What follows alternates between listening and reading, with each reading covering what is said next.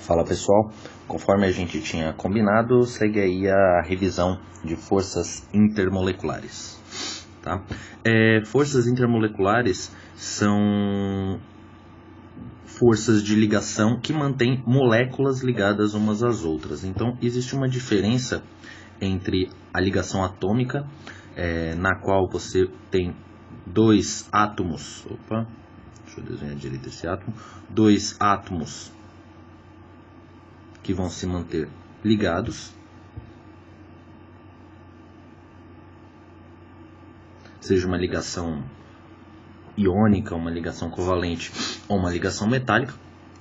Então uma ligação atômica é aquilo que vai manter dois átomos ligados entre si, e é justamente a ligação atômica que vai formar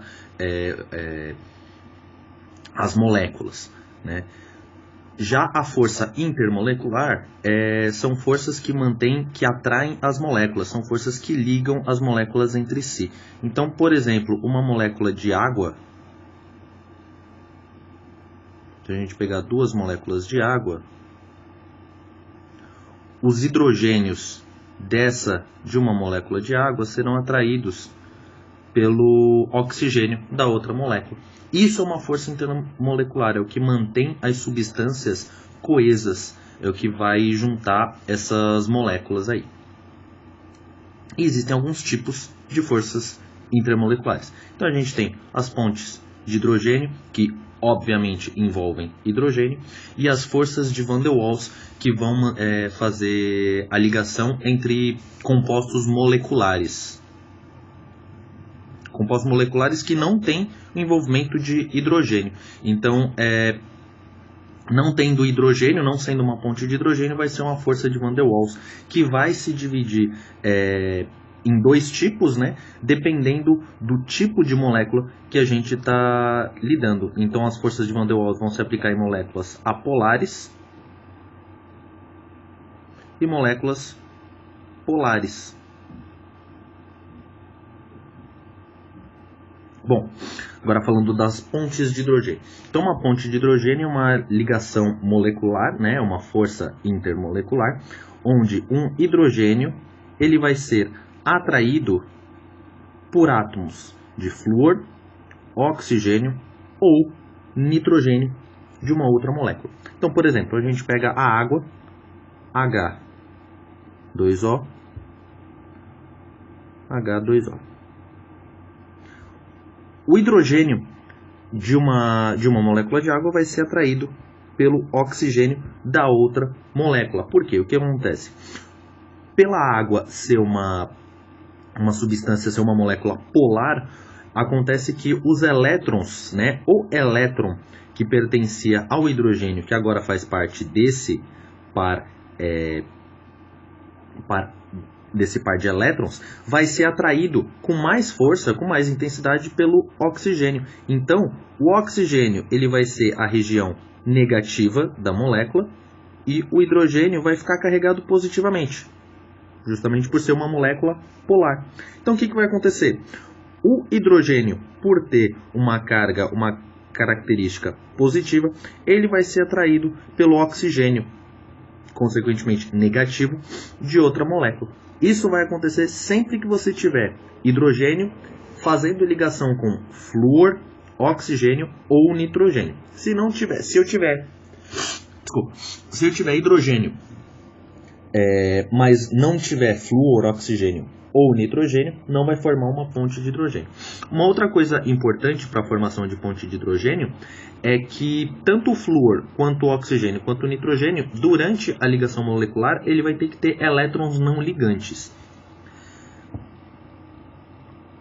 Vamos para o próximo, forças de Van der Waals. Quando a gente não tem uma ponte de hidrogênio, a gente tem uma força de Van der Waals. E ela vai se dividir em dois tipos. Vai ter a força de polo. Para ficar engraçado, então vamos colocar aqui. Força de polo permanente. O que é um dipolo permanente? É quando você tem permanentemente dois polos. Então, força de polo permanente vai ser sempre com moléculas polares. Então, quando você olhar uma molécula e você vai identificar se ela é polar ou se ela é apolar, né? Baseado em eletronegatividade e tal, geometria molecular. E aí você vai identificar. Se ela for uma molécula polar, ela vai fazer uma força de polo permanente. Que via de regra a gente considera que a força de polo permanente, a gente chama ela de força de Van der Waals. Tá? Uma outra força de Van der Waals é a força de polo induzido, também conhecido como força de London.